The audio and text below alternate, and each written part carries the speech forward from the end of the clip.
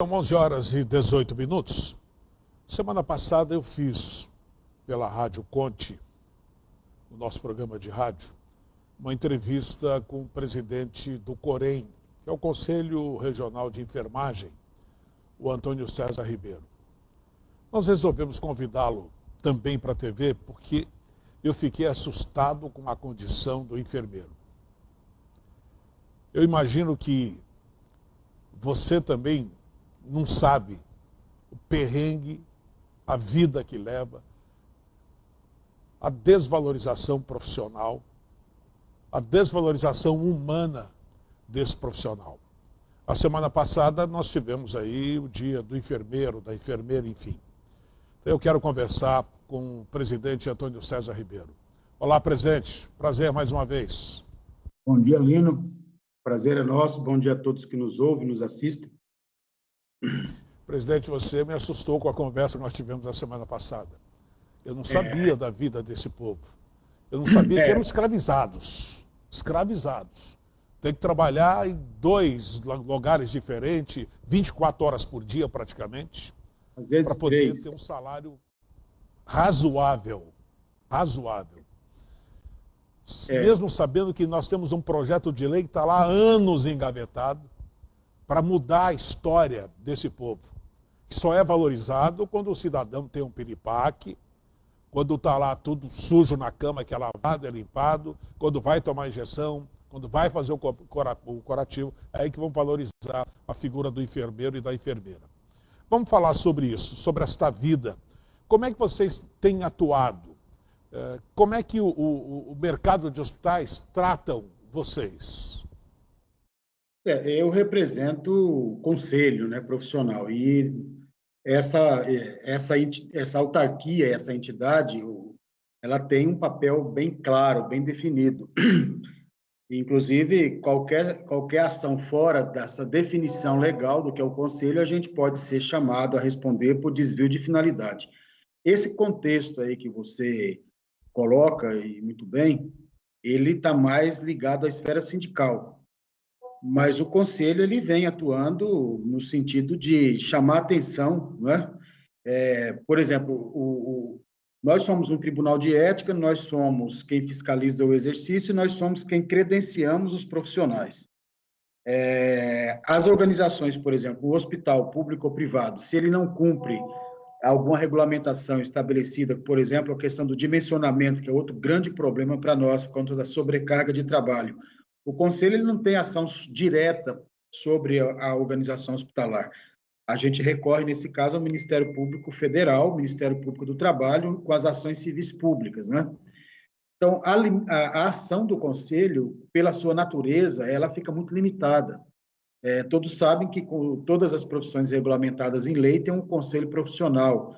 Essa atividade é uma delegação do Estado, quando o Estado cria as autarquias públicas federais e entrega a própria corporação aos profissionais para que eles mesmos façam a gestão do processo de regulamentação profissional. O que a enfermagem mais sofre é uma pauta relacionada às ações sindicais, né? Mas a gente está sempre junto, tentando articular com o sindicato, a Associação Brasileira de Enfermagem, outra entidade importante para nós, e temos tentado encaminhar as discussões. Agora, por exemplo, com o PL, né, que saiu da gaveta e voltou a ser discutido, hoje a gente já tem um número expressivo de assinaturas de senadores pedindo urgência para a pauta. Aí o Conselho realmente entra, mas como uma ação política geral, né? Nós não temos uma ação, dizer, o Conselho pode interferir nessa questão, por exemplo, da jornada de trabalho, questão salarial, enfim, né? Existe realmente uma limitação enquanto Conselho, porque ele tem um papel próprio. Então, agora que eu estou compreendendo melhor a situação. Dentro disso, dizer, é o fiscal da profissão.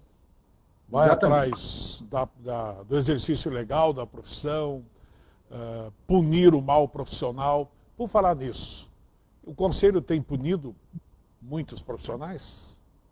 Olha, nós temos uma demanda de denúncias éticas bastante expressivas, né, pela própria natureza do trabalho. A gente trabalha cuidando do outro, né? Cuidando do corpo. O corpo, às vezes, em situação de absoluta dependência, né?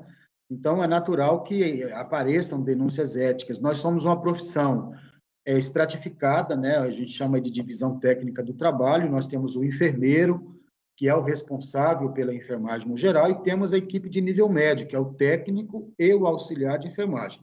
Nós temos denúncias aí de todo mundo, incluindo enfermeiros, técnicos, auxiliares de enfermagem, e nosso tribunal ele é bastante ativo, né? Nós investigamos, já de imediato já mandamos para o processo de admissibilidade, que é o momento em que os conselheiros analisam se a denúncia cabe realmente uma investigação ética, e já passamos para a comissão de instrução, e fechada a comissão de instrução, que é quem investiga, já vai para o plenário para o julgamento final. Temos trabalhado intensivamente com relação aos processos éticos, com algum atraso, naturalmente, porque nosso conselho, ele agora que aumentou o número de conselheiros para 9, nós já poderíamos ser 11 conselheiros, nós somos 32 mil profissionais no Estado.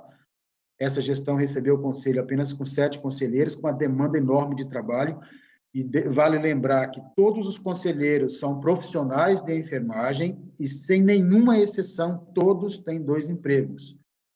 E não é uma atividade remunerada, ela é honorífica, então fica realmente limitada essa questão. Mas o Tribunal de Ética do Conselho está trabalhando, sim, a todo vapor. Esse PL que o senhor conseguiu... bom, deixa eu só abrir um parênteses aqui. Eu vou ter que chamar alguém do sindicato, a produção fique atento a isso aí, porque eu preciso entender a vida do enfermeiro e da enfermeira. Eu preciso entender. Na entrevista que nós fizemos no rádio, nós levamos mais para o outro lado do que essa coisa técnica que é o conselho. A bancada federal está colaborando com o conselho nessa questão desse projeto de lei que eleva o nível salarial da categoria? Sim, por uma ação do Conselho, do próprio sindicato, em articulação, a gente conseguiu manifestação, inclusive com vídeo, do apoio de todos os senadores da bancada de Mato Grosso.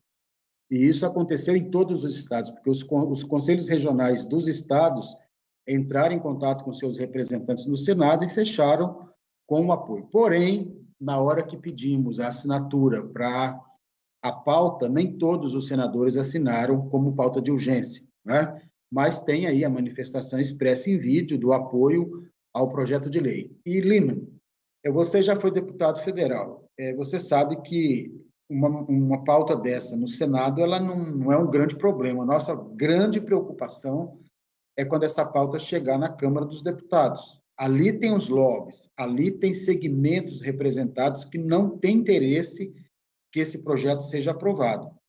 A enfermagem, ela ocupa 50% da força de trabalho em saúde. Ela é essencial. Nenhum hospital, nenhuma unidade de saúde funciona sem a participação da enfermagem. E a participação dela é central. Nós é que ficamos 24 horas com o paciente. É sob a nossa vigilância permanente. Nós somos um sistema de vigilância permanente durante o período aí de uma internação hospitalar, por exemplo. Nós somos enfermeiros, técnicos, auxiliares de enfermagem, e aí a gente tem essa relação aí. Para o sistema público, nós somos onerosos, compromete o orçamento. Para o sistema privado, nós damos prejuízo, porque fica caro. Agora, você imagina, 50%, mais de 50% do contingente de trabalhadores somos nós. A relação capital sobre trabalho, que a gente vê a enfermagem subordinada no setor privado, onde o trabalho, que é o denominador, tem que ser desvalorizado para não comprometer o resultado, que é o lucro, essa é uma relação que está lá no Congresso com os lobbies, né? Federação dos Hospitais, Federação das Santas Casas, a categoria médica, por exemplo, que está muito presente no empresariado do setor privado da saúde, ela tem representantes dentro do Congresso. Infelizmente, a enfermagem não tem representantes no Congresso.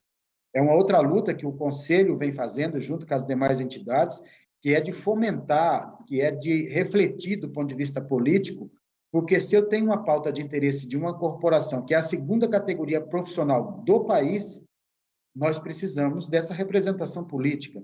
Enquanto isso, a gente está lá subordinado ao pedido, né, dos nossos representantes. Olha a Assembleia Legislativa, nós temos, acho que se não tem 3, tem 4 médicos. Olha, nós não temos enfermeiros, tá? Dentro da Assembleia Legislativa. E a Assembleia Legislativa é apenas um retrato do que é o cenário nacional. Quer dizer, a quem interessa esse projeto? A nós. A quem não interessa? Tem representantes dentro da Câmara Federal. Então, a nossa preocupação é quando esse projeto chega na Câmara dos Deputados. Passar no Senado vai ser fácil. Avaliar hoje para onde esse projeto de lei vai levar? Ela é muito grande, que assusta o patronato? Rapaz, eu vou olhar aqui porque eu não tenho registro de memória, mas é rapidinho. Nós estamos aí. Esse projeto ele tem 2 pedidos, né? A ideia da jornada de 30 horas semanais e a ideia do piso salarial. Nós temos aí uma proposição de 7.315 para o enfermeiro, 5.120 para o técnico e 4.657 para os auxiliares de enfermagem. Agora, eu preciso explicar quem são essas pessoas, né? O enfermeiro é um profissional universitário que demora 5 anos de graduação, só para graduação. Hoje, o grande problema na terapia intensiva, para dar conta da pandemia, é a ausência de enfermeiros com especialização em terapia intensiva. Mato Grosso quase não tem.